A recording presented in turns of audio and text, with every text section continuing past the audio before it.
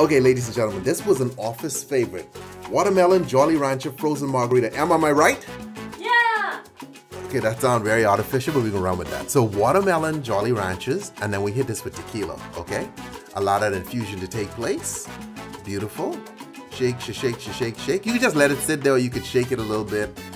You know, Jolly Ranchers, they dissolve pretty quickly, okay? Now, here's the thing with this. Em was actually talking me into trying to sell this at the bar, the Naughty Pig. Huh?